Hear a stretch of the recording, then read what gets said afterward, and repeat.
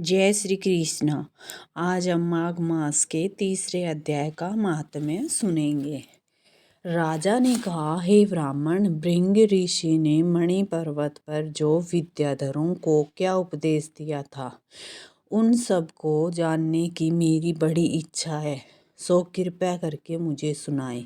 वशिष्ठ जी बोले, हे राजन, एक समय 12 वर्ष तक वर्षा न होने के से सूखा हो के कारण प्रजा त्राहि त्राहि करने लगी। तप व वेद पाठ भी रुक गए। पृथ्वी पर फल फूल अन्न और जल का पूरी तरह अभाव हो गया। तब भृंग ने, जो अपने आश्रम को त्याग कर अपने शिष्यों के साथ हिमालय पर्वत पर चले गए, वहाँ कैलाश पर्वत के पश्चिम की ओर मणि पर्वत के नीचे के भाग में स्टीफ शिलाएं हैं। मध्य में की शिलाएं नीलकंठ पक्षी के समान है और अपने एक ऐश्वर्य के कारण यह शुक्ल नीलकंठ की भांति शोभायमान था। उसके नीचे सवरंग मेखला थी। इस छवि के कारण वह पीतांबरधारी कृष्ण की तरह शोभित होता था।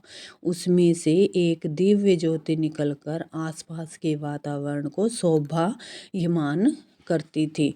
पर्वत की कंदराओं ने किनारियां तान उड़ाती घूमती रहती थी। सूर्य की किरणें पड़ने पर पर्वत की शिलाएं से इंद्रधनुष के रंग की किरणें दिखाई देती थी।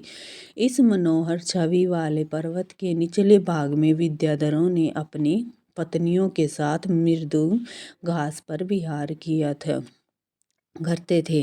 पर्वत पर बनी रमणीक गुफाओं में संसार को त्याग कर आए हुए महात्म्य दिन रात तपस्या करते थे। उस पर्वत पर कंदराओं में बैठकर महात्मा रुद्राक्ष की माला हाथ में लिए हुए महादेव जी का भजन करते थे।